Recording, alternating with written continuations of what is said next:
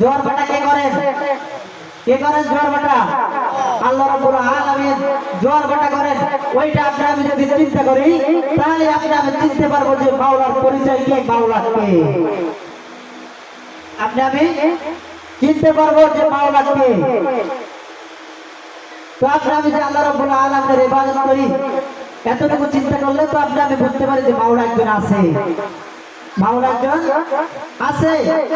তো আল্লাহ রাব্বুল আলামিন যদি আপনি আমি ইবাদত করতে পারি, মাওলা পাকের জিকির করতে পারি, ইবাদতের ভিতরে থাইকে আপনি আমি দুনিয়া থেকে বিদায় হতে পারি, ওই কিয়ামতের ময়দানে তো আল্লাহ রাব্বুল আলামিন আপনার আমার সাথে দেখা দিবেন। আলামিন আপনার আমার সাথে দেখা দিবেন, আর দেখা দিবেন না আর আল্লাহ রাব্বুল আলামিনের জান্নাতের ভিতরে আপনি আমি প্রবেশ করতে পারবো না।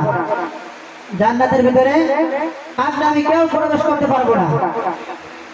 ইবাদত কইরা তারপর আপনি আমি অন্ধকার কবরে যদি যাইতে পারি, আপনার আমার জন্য আল্লাহ রাব্বুল আলামিন জান্নাত বানাই রাখছেন। তো আল্লাহ রাব্বুল আলামিন আপনাকে আমাকে বানাইছেন, অনেক আদর কইরা মহব্বত কইরা বানাইছেন। দেখবেন দুনিয়ার ভিতরে আপনি আমি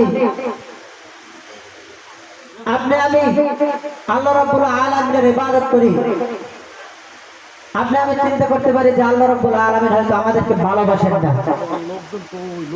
দেখবেন দুনিয়ার ভিতরে আল্লাহ রাব্বুল আলামিন আপনার আমার মা বাবার ভিতরে এক ভাগ ভালোবাসা দিয়েছেন। কয় ভাগ?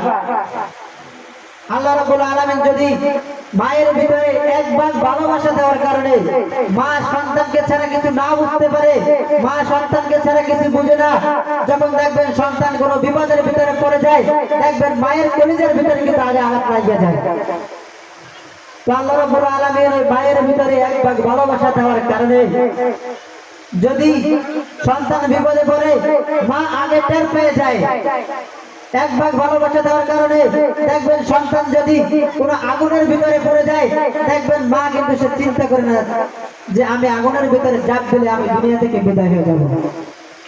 সে চিন্তা করে কি যে আমার সন্তান দুনিয়াতে থাক, আমি দুনিয়া থেকে বিদায় হয়ে যাই। এইটা কিন্তু মা চিন্তা করে। তো আল্লাহ রাব্বুল আলামিন বলেন যে বান্দা, তোমাদেরকে আমি বড় আদর কইরা মহব্বত কইরা বানাইছি।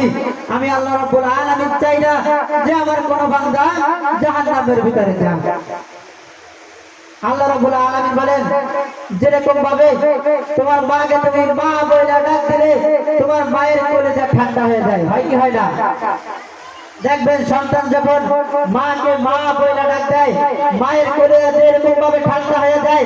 আল্লাহ রাব্বুল আলামিন বলেন ও দুনিয়ার বান্দা বান্দি, আমি আল্লাহ রাব্বুল আলামিনকে যখন তোমরা একবার আল্লাহ বলে ডাক দাও, আমি আল্লাহ রাব্বুল আলামিনের কলিজাটা ঠান্ডা হয়ে যায়। আল্লাহ রাব্বুল আলামিনের কলিজাটাও ঠান্ডা হয়ে যায়। আল্লাহ রাব্বুল আলামিন বলেন আমি আল্লাহ রাব্বুল আলামিনের তো মা নাই, আমি আল্লাহ রাব্বুল আলামিনের তো বাবা নাই, আমি আল্লাহ রাব্বুল আলামিনের তো সন্তান নাই, আমি আল্লাহ রাব্বুল আলামিনের তো কেউ নাই। আমি আল্লাহ রাব্বুল আলামিনের শুধু আছে আমার বান্দা বান্দীগুলো। কার আছে? আমি আল্লাহ রাব্বুল আলামিনের কার আছেন? বান্দা বান্দীগুলো আছেন। এই বান্দা বান্দীগুলোর জন্য আমি আল্লাহ রাব্বুল আলামিন জান্নাত বানাইলাম।